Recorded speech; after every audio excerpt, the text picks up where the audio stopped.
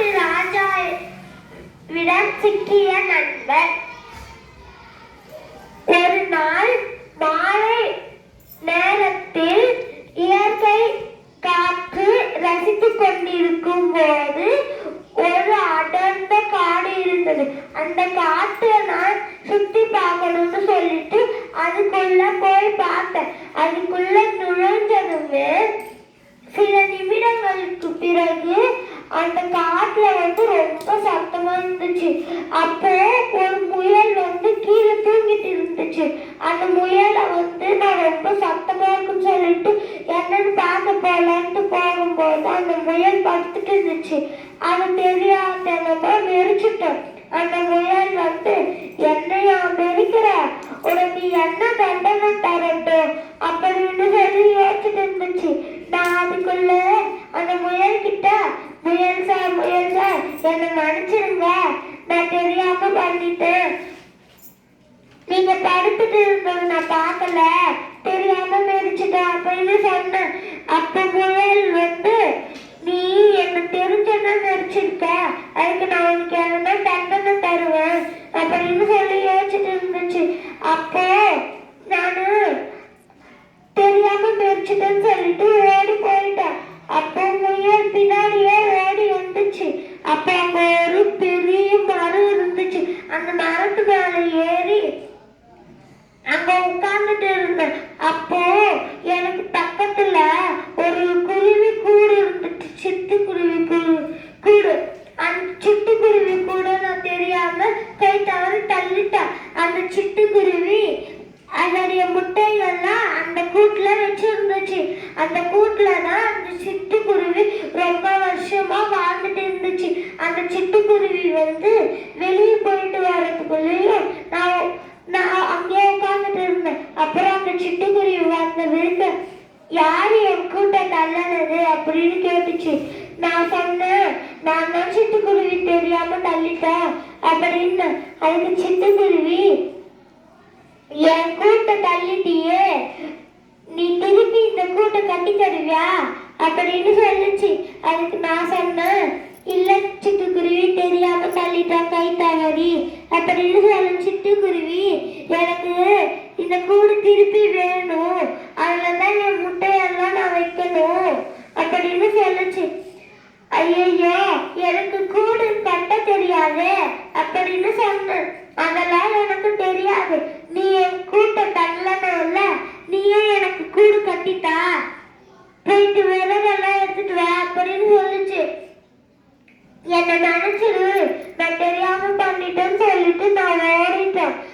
மரத்துல கீழே இறங்கி ஓடி போனேன்.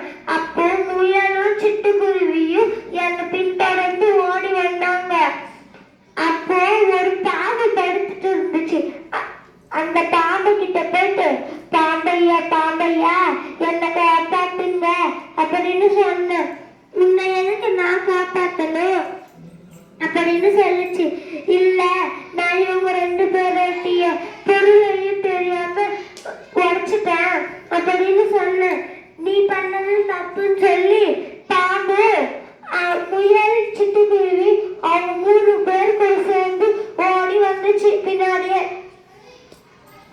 அப்போ கொஞ்ச தூரம் ஓடி போகும்போது அங்க ஒரு குகை இருந்தது. அந்த குகைக்குள்ள ரொம்ப இருட்டா இருந்துச்சு. அந்த குகைக்குள்ளதான் நம்ம போனா நம்மளுக்கு பாதுகாப்புன்னு சொல்லிட்டு நானும் அதுக்குள்ள ஓடி போனேன். அப்போ அவங்க 3 பேருமே ஓடி வந்தாங்க. அந்த குகைக்குள்ள ஒரு சிங்கம் படுத்துட்டு தூங்கிட்டு இருந்துச்சு. அந்த சிங்கத்தை படுத்துட்டு தூங்கிட்டு இருந்ததுன்னா தெரியாம கல்லு நினைச்சு மேல உட்காந்துட்டோம்.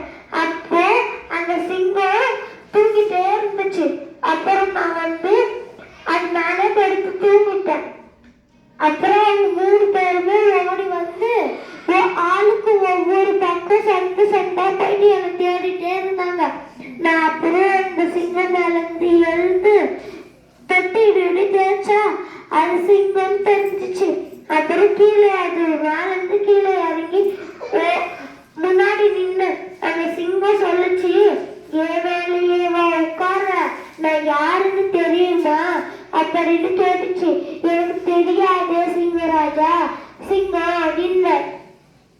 அதுக்கு நான் தான் இந்த காட்டுடைய ராஜா அப்படின்னுச்சு. சரி சரி ராஜா, என்னை மன்னிச்சிடுங்க, நீங்க கல்லுன்னு நினைச்சு மேல உட்காந்துட்டேன் அப்படின்னு சொன்னேன். அதெல்லாம் எனக்கு தெரியாது, ஏன் மேலேயே உட்காந்துட்டியான்னு சொல்லி அது என்னை திறக்க ஆரம்பிச்சிச்சு. நானும் ஓடி போயிட்டு ஒரு மரத்து மேல ஏறி உட்காந்துட்டேன். அப்புறம் சிட்டுக்குருவி பறந்து மேல ஏறி என் தலையெல்லாம் கொட்டுச்சு. அப்போ மட்டும் சிட்டுக்குருவி அடிச்சு போட்டு நான் ஓடி போயிட்டு ஒரு மரம் உச்சியில உட்காந்துட்டேன். அந்த அந்த 4 பேர் கீழே சுத்திட்டு இருந்துச்சு. சிங்கராஜா உருப்பி உருப்பி, நீ எப்பவா இருந்தாலும் கீழே தானே வரணும், எப்படியா இருந்தாலும் அப்படின்னு சொல்லிச்சு. அப்புறம் நானு ரொம்ப பசி தண்ணி தாங்க எடுத்துச்சுன்னு சொல்லிட்டு கீழே வந்து எல்லாருமே படுத்து இருந்தாங்கன்னு சொல்லிட்டு கீழே மெதுவா இறங்கி கீழே ஆத்துக்கா போயிட்டு அங்க தண்ணி குடிச்சிட்டு அப்படியே வரும்போது எல்லாருமே எழுந்து லைன்ல நின்றுட்டு இருந்தாங்க. அப்புறம் அவங்களுக்கு தெரியாம எப்படியோ ஒரு குகை மாதிரி ஒரு கல்லுல செஞ்சிருந்தாங்க. அதுல போயிட்டு மறைஞ்சிட்டு இருந்தோம். அப்புறம் அவங்க போயிட்டாங்க. அவங்க எப்படி இருந்தாலும் தானே அப்படின்னு சொல்லிட்டு அவங்க ஆளுக்கு வீட்டுக்கு போயிட்டு சிட்டுக்குருவியோட வீட்டு மட்டும் அரைஞ்சிச்சுன்னு சொல்லி சிங்கராஜா சிட்டுக்குருவி அது வீட்டுக்கு கூட்டிட்டு போயிடுச்சு. அப்புறம் சிங்கராஜா சிட்டுக்குருவி முயல் பாம்புலாம் ஒன்னா சேர்ந்து என்ன ஒரு நாள் தட்ட ஆரம்பிச்சிச்சு. அப்புறம் நான் எப்படியா அப்பயும் தப்பிச்சு ஓடி போயிட்டேன். அப்புறம் அதுங்க வேற காட்டுக்கு போயிடுச்சு. நன்றி, வணக்கம்.